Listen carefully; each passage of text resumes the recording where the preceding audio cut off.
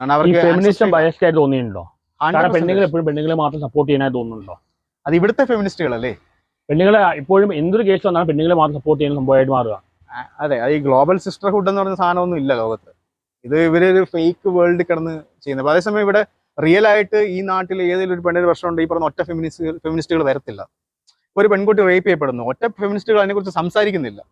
സെലിബ്രിറ്റികളുടെ കാര്യം വരുമ്പോഴും media attention കിട്ടുന്ന സിറ്റുവേഷൻ വരുമ്പോൾ മാത്രമേ ഇവർ വരുന്നുള്ളൂ. ഈ സെലിബ്രിറ്റീസ് സോഷ്യൽ കമ്മിറ്റി കാര്യം പറ്റി പറയേണ്ട ആവശ്യമുണ്ട്. കാരണം അവരെ പറയുമ്പോഴല്ല ആൾക്കാർ അത് ഗവൺമെന്റ് അവരുടെ വേറെ ആൾക്കാർ ഇവരുടെ അഭിപ്രായം പറയേണ്ട ആവശ്യമുണ്ടോ? അവർ പറയേണ്ട ഒരു ആവശ്യമില്ല. അവർ ഫിലിം കോൺട്രവേഴ്സി മാത്രമേ അവർക്ക് അറ്റൻഷൻ വേണം, അതിനുവേണ്ടി പറയുന്നത് ഇതൊക്കെ. ഞാൻ പറഞ്ഞ ആ പോയിന്റ് ഇപ്പോഴും ഞാൻ കംപ്ലീറ്റ് ചെയ്തില്ല. അതായത് ഇൻഡിപെൻഡന്റ്, അത് ഫ്രീഡം ഇല്ലാതെ വളരുന്ന ഒരു സാഹചര്യത്തിൽ നിന്ന് പെണ്ണുങ്ങൾക്ക് ഫ്രീഡം കിട്ടിക്കഴിയുമ്പം അവർക്ക് അവരെക്കാളും ഏണിംഗ് കപ്പാസിറ്റിയോ അല്ലെങ്കിൽ അവർ കുറച്ച് ആണുങ്ങളെക്കാട്ടും അരകണ്ടാവാൻ ചാൻസ്. അതാകാനുള്ള റീസണാണ് പറയുന്നത്. ഏണിംഗ് കപ്പാസിറ്റി ഉള്ള ആണുങ്ങളെ അവർ അംഗീകരിക്കുന്നില്ല. ശരിക്കും പറഞ്ഞാൽ മാരി ഡൗൺ ചെയ്യാൻ ഇവർ ചെയ്യേണ്ടത്. അതേസമയം ഈ ആണുങ്ങൾക്ക് ഈ പ്രശ്നമുണ്ട്, ഇവർക്കും അറിയത്തില്ല ഇവരെ എങ്ങനെ ഡീൽ ചെയ്യണമെന്ന്. അപ്പൊ ഇവർ തമ്മിലുള്ള ആ ഒരു കൾച്ചറൽ ആൻഡ് ആ ഒരു ഗ്യാപ്പ് ഭയങ്കര വൈഡ് ആയിട്ടുണ്ട്. അതുകൊണ്ട് കേരളത്തിൽ I don't think you should കേരളത്തിൽ ഇപ്പൊ നിലവിലൊരു ഇന്റലക്ച്വൽ എൻവയോൺമെന്റ് ഉണ്ടോ? നോ കൊള്ളത്തില്ല, സംഭവമില്ല. ഇവിടെയുള്ള ഇന്റലക്ച്വൽസ് എന്ന് പറഞ്ഞാൽ ഒന്നെങ്കിൽ ഏതെങ്കിലും റിലീജിയനെയോ അവരെ താങ്ങി നിൽക്കുന്ന ഇന്റലക്ച്വൽസ്, അല്ലെങ്കിൽ ടോട്ടലി ഏതെങ്കിലും സംഘടനകളെ താങ്ങി നിൽക്കുന്ന ഇന്റലക്ച്വൽസേ ഉള്ളൂ. റിയൽ ആയിട്ട് ഫ്രീ തിങ്കിങ് ചെയ്യുന്നവരോ റിസർച്ച് ചെയ്യുന്നവരോ കേരളത്തിൽ ഞാൻ ആരെയും കാണുന്നില്ല. പിന്നെ അവർക്ക് അവരുടേതായ ബയസ് ഉണ്ട്. ആ ബയസിൽ ഒബ്ജക്റ്റീവായിട്ട് ചിന്തിക്കുന്നില്ല. അവരവരുടെ ബയസിനെ റീഇൻഫോഴ്സ് ചെയ്യുന്ന ആർഗ്യുമെന്റ്സ് മാത്രമേ ഇവർക്കുള്ളൂ. അല്ലാതെ സ്വതന്ത്രമായിട്ട് ചിന്തിച്ച് എന്തെങ്കിലും ചെയ്യുന്നവരെ ഞാൻ കണ്ടിട്ടില്ല. കാരണം റിസർച്ച് കൂടുതൽ നടക്കുന്നത് ഡൽഹി, ബോംബെ ഒക്കെയാണ്. ഇവിടെ ഒന്നും നടക്കുന്നില്ല. ഫിസിക്കൽ പ്ലഷർ ആണോ, ഇന്റലക്ച്വൽ പ്ലഷർ ആണോ, സ്പിരിച്വൽ പ്ലഷർ, ഏതാണ് ഏറ്റവും സുപ്പീരിയർ ആയിട്ട് തോന്നുന്നത്? അത് ഒരു മനുഷ്യനെ ഡിപ്പെൻഡ് ചെയ്തല്ലേ ഇരിക്കുന്നത്. ചിലർക്ക് ഫിസിക്കൽ പ്ലഷർ ആയിരിക്കും താല്പര്യം. മെന്റൽ ഹെൽത്തിന് ഏറ്റവും നല്ലത് കുറച്ച് നല്ല സ്പിരിച്വൽ അല്ലേ? സ്പിരിച്വൽ ആണ് ബെറ്റർ. സ്പിരിച്വൽ കണക്ഷൻ ഉള്ള ഒരു പാർട്ട്ണർ എന്ന് പറയുമ്പോൾ രണ്ടുപേരും അതേ കാറ്റഗറി ആണ് എല്ലാം നടക്കുള്ളൂ. ഇപ്പൊ ഇന്റലക്ച്വൽ എന്ന് പറഞ്ഞാൽ എനിക്ക് കൂടുതൽ ഇന്റലിജന്റ് ആയ ലേഡീസിനോടാണ് അട്രാക്ഷൻ തോന്നാറ്. അതെന്താന്ന് വെച്ച് കഴിഞ്ഞാൽ അവരെന്റെ ടൈപ്പ് ആയതുകൊണ്ട്. അതേസമയം ഈ ഡ്രാമ കാണിക്കുന്ന പെൺകുട്ടികള് അല്ലെങ്കിൽ ഒരു വിവരമില്ലാത്ത രീതിയിൽ പെരുമാറുന്ന എനിക്ക് അവരെ അത്ര അതെന്താ വെച്ച് കഴിഞ്ഞാൽ നമ്മൾ അവരോട് നമ്മളുടെ ടൈപ്പ് അല്ലാത്തതുകൊണ്ട്, നമ്മുടെ വൈബ് അല്ലാത്തതുകൊണ്ട് നമ്മൾ അവരോട് മാച്ച് ആവാത്ത. Same problem is with you. Intelligent ആയ ഊണാണേലും മാച്ച് ആവത്തുള്ളൂ. അതാണ് സത്യം. അപ്പൊ കേരളത്തിൽ ഭാവിയിൽ എന്തൊക്കെ മാറ്റങ്ങൾ വേണമെന്ന് നിങ്ങൾ ആഗ്രഹിക്കുന്നത്? ഫണ്ടമെന്റലി ഇവിടുത്തെ എഡ്യൂക്കേഷൻ സിസ്റ്റം മാറാതെ ഇവിടെ ഒന്നും മാറത്തില്ല. കാരണം ഇവിടെ അക്കാഡമിക്കൽ എഡ്യൂക്കേഷൻ ഉണ്ടെങ്കിൽ ഇവർക്ക് വിവരം കുറവാണ്, റിസർച്ച് കുറവാണ്. മാത്രമല്ല ഇവര് മൾട്ടി കൾച്ചറൽ എൻവയോൺമെന്റ് അല്ല. ഞാൻ മൾട്ടി കൾച്ചറൽ ആയിട്ട് കുറച്ചുകൂടെ കാണുന്ന കൊച്ചി മാത്രമേ ഉള്ളൂ. ഇവിടെ കൂടുതൽ ഒരുപാട് ടൈപ്പ് കമ്മ്യൂണിറ്റീസ് ഉള്ളതുകൊണ്ട് ആൾക്കാർക്ക് ഈ ഡൈവേഴ്സിറ്റി ആയിട്ട് ഫെമിലറൈസ്ഡ് ആണ്. അവർ ഡൈവേഴ്സിറ്റിയിലാണ് വളരുന്നത്. ഇപ്പൊ മുംബൈ പോലത്തെ ഒരു കൾച്ചറാണ് കൊച്ചിയിൽ. അതുകൊണ്ടാണ് ഈ പ്രശ്നങ്ങൾ കുറവുള്ളത്. അതേസമയം മറ്റേ ഏരിയ എന്ന് പറഞ്ഞാൽ ഒരു ടൈപ്പ് വിഭാഗം ആൾക്കാരേ ഉള്ളൂ, അവർക്ക് ബാക്കി ആൾക്കാരോട്ട് ഇടപെടാൻ അറിയത്തില്ല. അങ്ങനെയൊക്കെയുള്ള കുഴപ്പങ്ങളത്. ഇവിടെ അങ്ങനെ ഒരു വലിയ മാറ്റങ്ങളൊന്നും ഞാൻ കേരളത്തിൽ പ്രതീക്ഷിക്കുന്നില്ല. എഡ്യൂക്കേഷൻ സിസ്റ്റം ഇമ്പ്രൂവ് ചെയ്യാതെ പണി നടക്കത്തില്ല. കാരണം നാഷണൽ ലെവലിൽ വരുമ്പോൾ കേരളത്തിലെ എഡ്യൂക്കേഷൻ സിസ്റ്റം വളരെ ബാക്ക്വേർഡാണ്. ഇവിടെ ഇപ്പോഴും മെമ്മറി ടെസ്റ്റ് ആണ് നടക്കുന്നത്. റിയൽ ആയിട്ട് നടക്കേണ്ടത് ഒരാളുടെ ആപ്ലിക്കേഷൻ ബേസ്ഡ് ആയിട്ടുള്ള കാര്യങ്ങളാണ് നടക്കേണ്ടത്. സ്കിൽ ഡെവലപ്മെന്റ് യഥാർത്ഥത്തിൽ വേണ്ടത്. ഇവിടെ നടക്കുന്ന നേരെ ഓപ്പോസിറ്റ്, മെമ്മറി ടെസ്റ്റ്. പ്രാക്ടിക്കൽ ഇല്ല.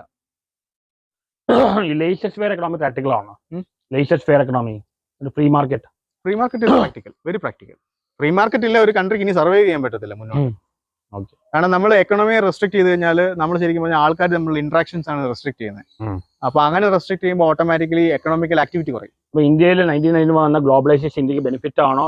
എങ്ങനെയാ? ഗ്ലോബലൈസേഷൻ പണ്ട് വരേണ്ടതായിരുന്നു. ഇവർ ഇത്ര നാളും ഡിലേ ചെയ്തതാണ് മണ്ടത്തരം. ഇവരൊരു 1970s ആ ഒരു സമയത്ത് ഗ്ലോബലൈസേഷൻ ചെയ്തിരുന്നെങ്കിൽ ഇന്ന് കുറേയും കൂടി ഡെവലപ്പ് ആയിരുന്നു ഇന്ത്യ. പിന്നെ കാര്യം, ഇന്ത്യയിൽ ഇപ്പോൾ ഭയങ്കര ഡിബേറ്റ് ആണ്. ഗാന്ധി ആണോ അല്ലെങ്കിൽ അംബേദ്കർ ആണോ അല്ലെങ്കിൽ ആരാണ് കൂടുതൽ കോൺട്രിബ്യൂട്ട് ചെയ്തത്? എന്താ തോന്നുന്നു? എൻ്റെ അണ്ടർസ്റ്റാൻഡിങ്ങിൽ അംബേദ്കർ ആണ് റിയൽ കോൺട്രിബ്യൂട്ടർ. കാരണം ഗാന്ധിയുടെ പ്രോബ്ലം എന്ന് പറഞ്ഞാൽ Gandhi was actually Gandhi was actually standing four A Hindu community.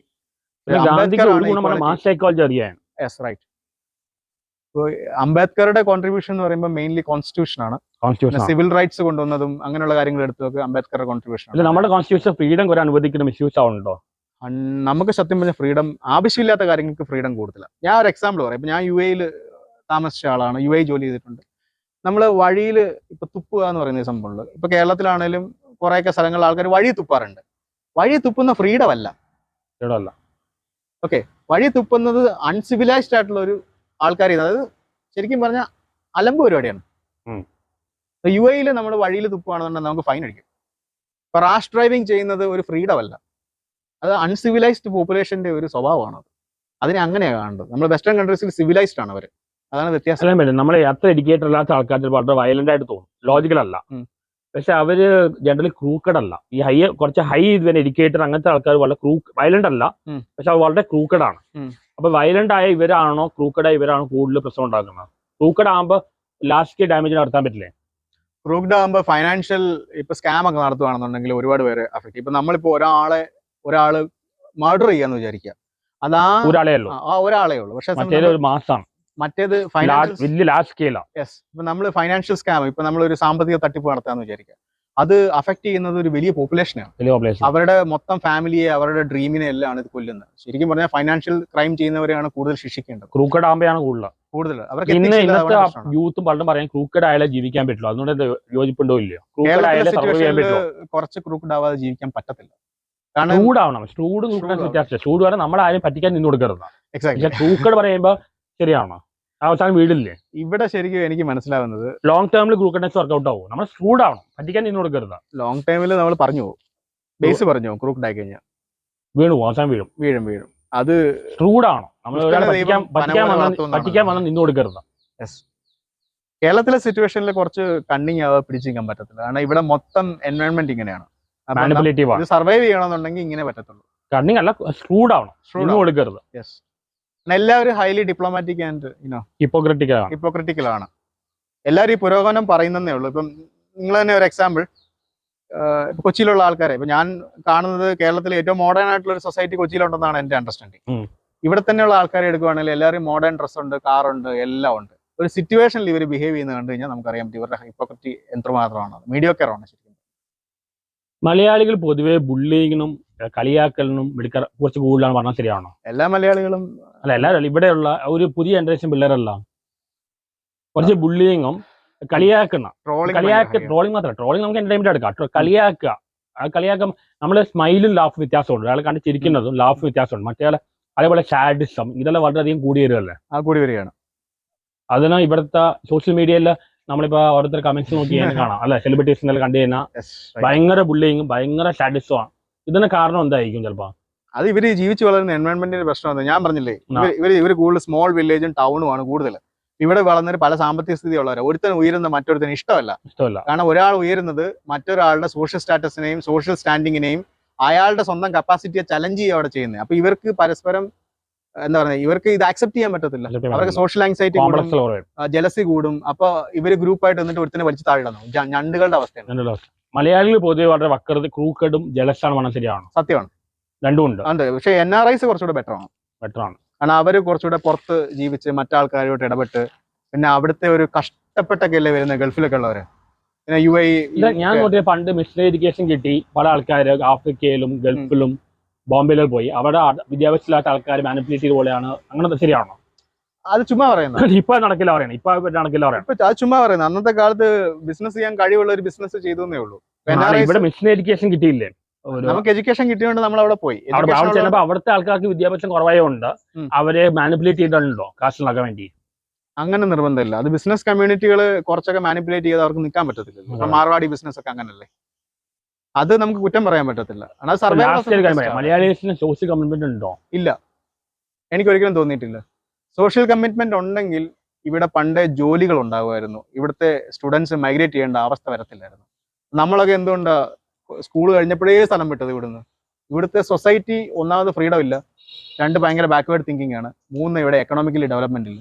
So we need to go out. ഇനിയാണെങ്കിലും ചാൻസ് കിട്ടി നമ്മളൊക്കെ പുറത്തു പോയി തന്നെ സെറ്റിൽ ആവത്തുള്ളൂ. കാരണം ഇവിടെ ആരും വന്ന് ജീവിക്കാൻ ആഗ്രഹിക്കുന്നില്ല.